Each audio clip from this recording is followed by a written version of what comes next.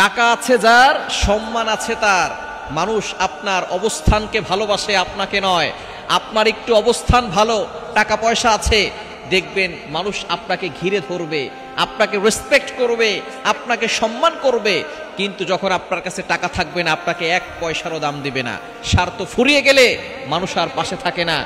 বৃষ্টি থেমে গেলে ছাতাটাকেও বোঝা মনে হয়।